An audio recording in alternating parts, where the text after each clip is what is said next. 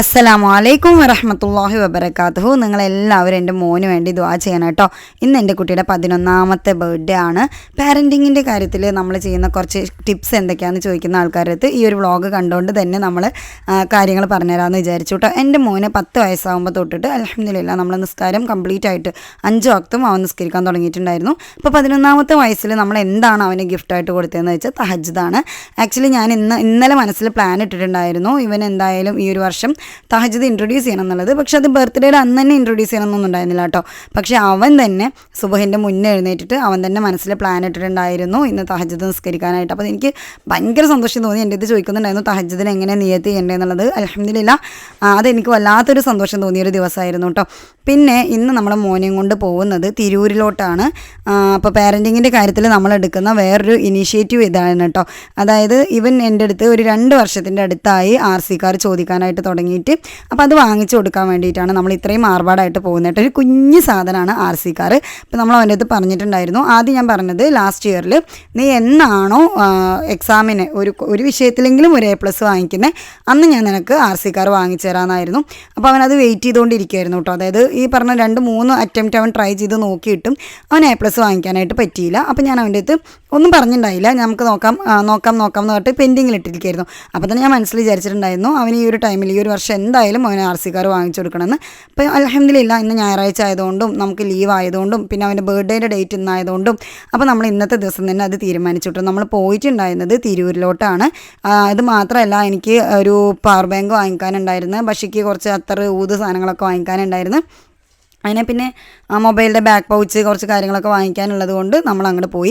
അപ്പോൾ ഞാൻ എൻ്റെ മോൻ്റെ അടുത്ത് ഇന്ന് നോട്ടീസ് ചെയ്തൊരു വലിയൊരു കാര്യം എന്താ വെച്ചാൽ അൽഹംദുലില്ലാ ഞാൻ എൻ്റെ ഉമ്മാനെ ഏറ്റവും കൂടുതൽ ഞാൻ ബഷിയും ഞാനുമാണ് ഉമ്മമാരെ ഇങ്ങനെ കെയർ ചെയ്ത് കൊണ്ടു നടന്നിട്ടുണ്ടായിരുന്നത്. അപ്പോൾ നമ്മൾ പാരൻറ്റിങ്ങിൽ നമുക്ക് കൊടുക്കാൻ പറ്റുന്ന ഏറ്റവും വലിയൊരു ടിപ്പ് എന്താ വെച്ചാൽ നമ്മൾ എന്താണോ ചെയ്യുന്നത് അതാണ് നമ്മുടെ മക്കളെ കണ്ട് ചെയ്യാന്നാണ്. കാരണം എൻ്റെ ഉമ്മ പാത്രം എടുത്തിട്ട് ഗ്ലാസ്സിൽ വെള്ളം നിറയ്ക്കാൻ നോക്കുമ്പോഴേക്കും ഷെയ്നൂട്ടി അത് വാങ്ങിച്ചിട്ട് ഗ്ലാസ്സിൽ വെള്ളം നിറയ്ക്കുന്നുണ്ടായിരുന്നു. എൻ്റെ കയ്യിൽ നിന്ന് ഞാൻ ഉമ്മയുടെ കൈ വിടുമ്പോഴേക്കും ഷെയ്നൂട്ടി അത് കയറി പിടിക്കുന്നുണ്ടായിരുന്നു. അല്ലെങ്കിൽ മേമോള് വന്നിട്ട് ഉമ്മമാരെ കൈ പിടിച്ച് നടത്തുന്നുണ്ടായിരുന്നു. അപ്പോൾ അതൊക്കെ തന്നെ അൽഹംദുലില്ലാ നമ്മളെ പാരൻറ്റിങ്ങിൽ നമ്മളുടെ അടുത്ത് നിന്ന് നമ്മുടെ മക്കൾ കണ്ടുപിടിക്കാൻ കുറേ കാര്യങ്ങളുണ്ട് കേട്ടോ. അപ്പോൾ ഞാൻ വിചാരിക്കുന്ന ഒരു കാര്യം, ഇപ്പോൾ ഒരു മൊമെൻറ്റിൽ ഞാൻ എൻ്റെ മോൻ്റെ കൈ പിടിച്ച് നടക്കുന്ന ഒരു മൊമെൻറ്റിൽ തന്നെ ഞാൻ വിചാരിക്കുന്ന ഒരു കാര്യം, ഞാൻ എൻ്റെ മോൻ്റെ കൈ പിടിച്ച് നടക്കുന്നത് അവന് ശീലമായി കഴിഞ്ഞാൽ നാളെ അവൻ്റെ കുട്ടീനല്ലേ ഏറ്റവും കൂടുതൽ ഫസ്റ്റ് പ്രയോറിറ്റി കൊടുക്കുള്ളൂ. അപ്പോൾ ഞാൻ അവനൊറ്റയ്ക്ക് നടക്കാനുള്ള പ്രായമായിട്ടുണ്ടല്ലോ. അപ്പോൾ ഞാൻ ആദ്യം ഫസ്റ്റ് പ്രയോറിറ്റി കൊടുക്കേണ്ടത് എൻ്റെ ഉമ്മാൻ്റെ കാര്യത്തിലല്ലേ എന്നുള്ളതാണ് ഞാൻ ചിന്തിക്കാറുള്ളത്. അപ്പോൾ ഇവൻ്റെ കൈ എൻ്റെ ഉമ്മയുടെ കയ്യിൽ നിന്ന് പോകുമ്പോഴേക്കും ഞാൻ എൻ്റെ ഉമ്മയുടെ കൈ പിടിക്കാറുണ്ട് കേട്ടോ. അപ്പോൾ നമ്മൾ കുറച്ച് കാര്യങ്ങളൊക്കെ കോൺഷ്യസ് ആയിട്ട് ശ്രദ്ധിക്കണം, ചെയ്യണം. കാരണം എൻ്റെ ഉമ്മക്ക് കൈ പിടിച്ചില്ലെങ്കിലും ഒരുവിധം നടക്കാനായിട്ട് ഓക്കെയാണ്. പക്ഷേ എന്നിരുന്നാലും നമ്മളൊന്നും കൂടി ടേക്ക് കെയർ ചെയ്യുന്നത് നമ്മുടെ മക്കൾ കണ്ടു വളരാനും ഹെൽപ്പ് ചെയ്യും. പിന്നെ കുറേ ആൾക്കാർ പറഞ്ഞിട്ടുണ്ടായിരുന്നു മക്കളേനെ തല്ലി വളർത്തണം. ഒരാളുടെ കമൻ്റ് ആയിരുന്നു കേട്ടോ മക്കളേനെ തല്ലി വളർത്തണം എന്നുള്ളത്. എൻ്റെ ഉമ്മയും വാപ്പയും എന്നെ അങ്ങനെ ക്രൂരമായി തല്ലിയിട്ടല്ല വളർത്തിയിട്ടുള്ളത് കേട്ടോ. പക്ഷേ അൽഹംദുലില്ലാ എൻ്റെ വാപ്പ മരിക്കുന്നവരെയും ഞാൻ എൻ്റെ വാപ്പാനെ നല്ലപോലെ നോക്കിയിട്ടുണ്ട്. എൻ്റെ ഉമ്മാനെ ഞാൻ എന്നെയും കൊണ്ട് കഴിയുന്നതിൻ്റെ പരമാവധി നല്ലപോലെ നോക്കുന്നുണ്ട്. അപ്പോൾ ഒരാൾ തല്ലി വളർത്തിയാൽ മാത്രമേ ഉമ്മയും വാപ്പയും അല്ലെങ്കിൽ ഉമ്മാനെയും വാപ്പാനെയും മക്കൾ നോക്കുള്ളൂ എന്നൊന്നുമില്ല, അല്ലെങ്കിലും നോക്കൂ കേട്ടോ. അപ്പോൾ എൻ്റെ മോനെ ഡിഫൻഡർ നോക്കിയിട്ടുണ്ടായിരുന്നു. ഡിഫൻഡർ ആയിരുന്നു ബഷിക്ക് ഏറ്റവും കൂടുതൽ ഇഷ്ടപ്പെട്ടിട്ടുണ്ടായിരുന്നത്.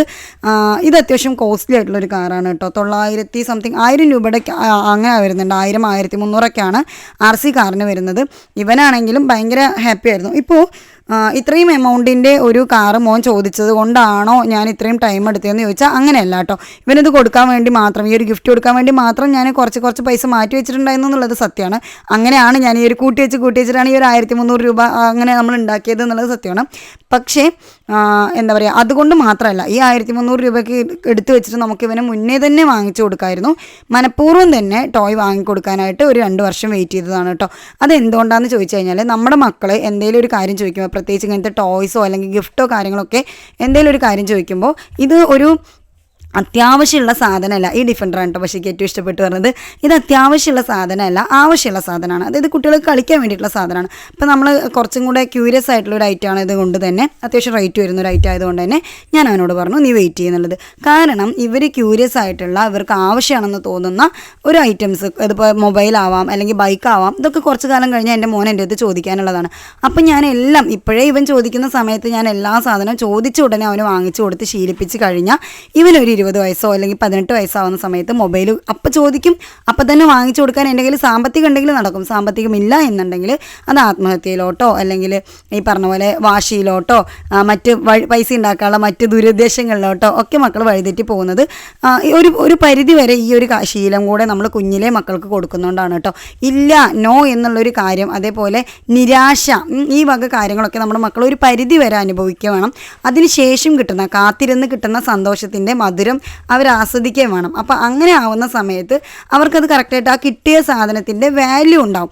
പിന്നെ നമ്മൾ കുഞ്ഞുങ്ങളാണ്, അവർ ഏത് സാധനം കുറച്ച് സമയം കളിച്ച് കഴിഞ്ഞാൽ നശിപ്പിക്കും, അതൊക്കെ ഓക്കെയാണ്. പക്ഷേ കിട്ടിയ സാധനത്തിന് അവർക്കൊരു വാല്യൂ ഉണ്ടാവും.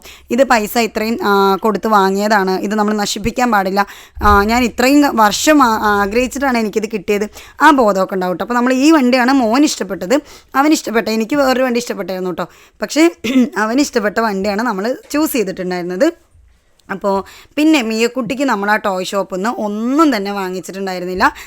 അപ്പം ഞാനും ബഷീറും പറയുന്നുണ്ടായിരുന്നു, അൽഹംദുലില്ലാ ബഷീറിൻ്റെ അടുത്ത് പറയുന്നുണ്ടായിരുന്നു, ഞാൻ നന്നായിട്ട് തന്നെ കുഞ്ഞുങ്ങളെ വളർത്തിയിട്ടുണ്ടെന്ന്. കാരണം എന്താ വെച്ചാൽ ഞാൻ എൻ്റെ മോളെ, അവൾക്ക് 7 വയസ്സായിട്ടുള്ളൂ, നമ്മൾ നിൽക്കുന്നത് ഒരു ടോയ് ഷോപ്പിലാണ്, അവിടെ പലതരത്തിലുള്ള ടോയ്സ് ഉണ്ട്.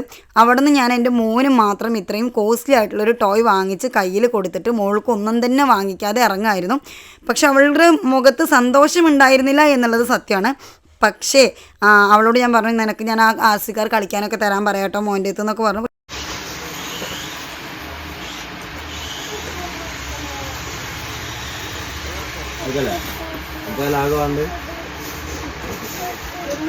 അന്ന് അടുക്ക് വർക്ക് ചെയ്യണ്ടോ? എന്തിനാ ഡമ്മിയോ?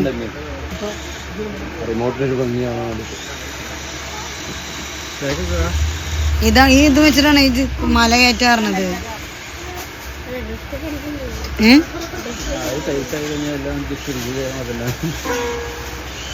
അവനക്ക് മാത്രം അറിയുള്ളൂ, എനിക്കൊന്നും അറിയില്ല അവൻ എന്താ പറയുന്നത്.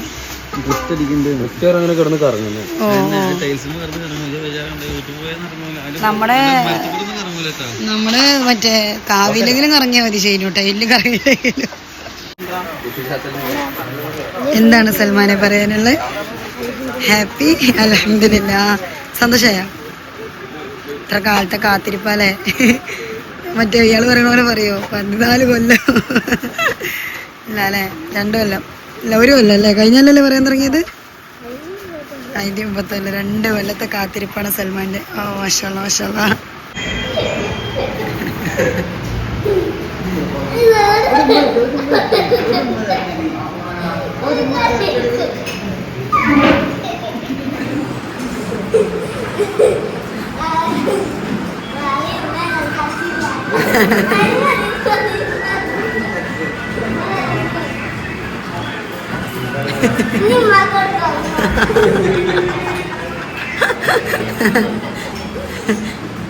മിയാക്കൊടുത്ത് ഉമ്മ നിൽക്കുവേണ്ട.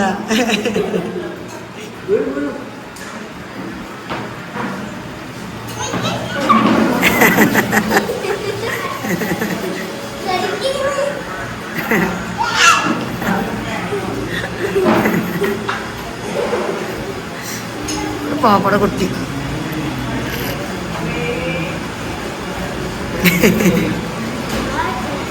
ഒക്കെ ചപ്പർത്തലായി.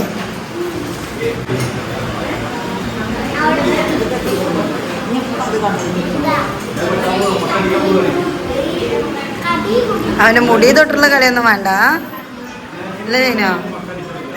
അവനെ നേർച്ചക്കെന്താ, അവനാണോ നേർച്ചക്കോഴി?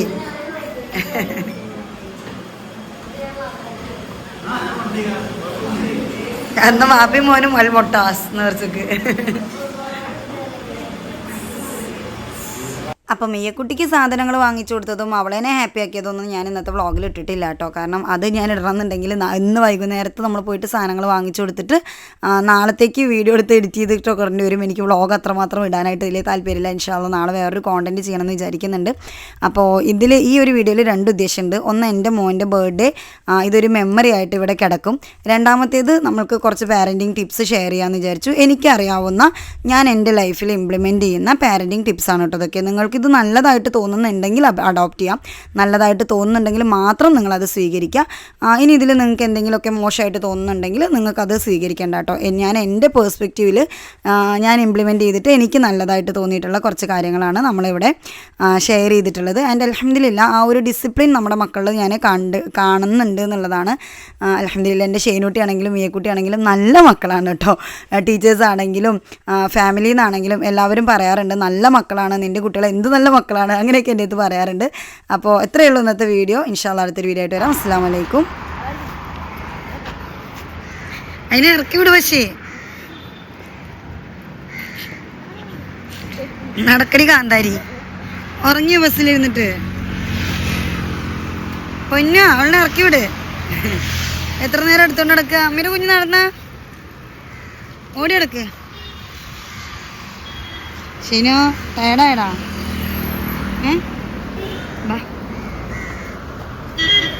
അടുത്ത വണ്ടിയുണ്ട്, ഫ്രണ്ട് കയറ്. അമ്മ കയറിക്കോളെ എൻ്റെ വണ്ടിയിൽ.